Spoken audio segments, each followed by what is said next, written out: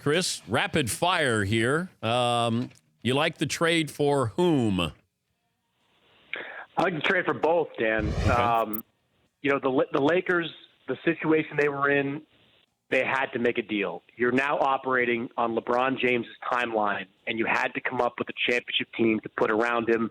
The Pelicans, they're banking that 5, 6, even 7 years down the line that this Lakers team collapses and those draft picks become a lot more valuable. And I was surprised Kyle Kuzma's name was not in those trade talks. How did the Lakers keep him out of this?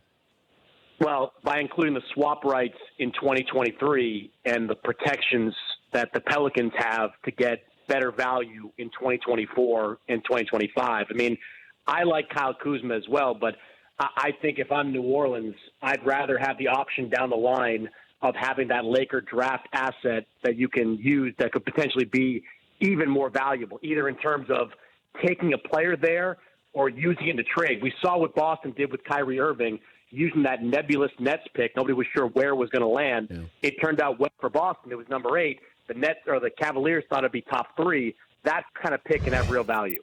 The best player that the Pelicans got was who? I mean, I think Ingram has the highest upside.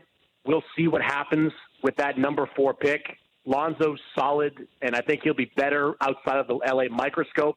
And I think he and Zion have huge up-tempo potential playing together in New Orleans. But Ingram, to me, is still the guy that you can build around as a top-line scorer.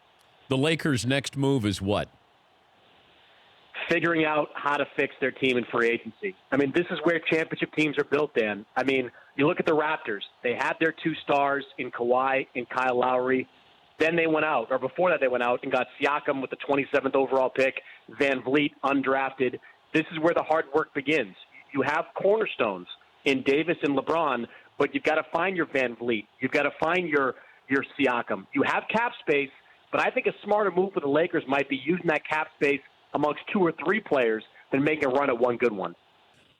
Of these teams, who do you think finishes with a better record than the Lakers this upcoming season? Portland, Houston, Golden State, Denver?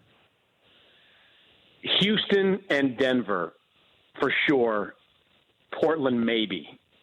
Again, chemistry matters with teams. And whatever the Lakers do, it's going to take them some time to come together. I don't see them being a 07-08 Celtics team that comes together and rattles off whatever was 25 wins in their first 30 games. I think they might be better than the teams you mentioned at the end of the season. But regular season, look, big win for the Rockets here, by the way, Dan. With everything that's happened in the NBA in the last couple of weeks, the Rockets have chemistry. They've got a group that knows they can win against a lot of teams in the playoffs. That team in Houston, I think, if Kawhi leaves, they're going to be at least a co-favorite to win next year. Thank you, Chris. We appreciate your time as always. All right, Dan. That's Chris Mannix, Sports Illustrated, senior NBA writer. For more Dan Patrick Show, tune into Audience Channel 239 on DirecTV. Stream for free on BR Live or download the Dan Patrick Show app.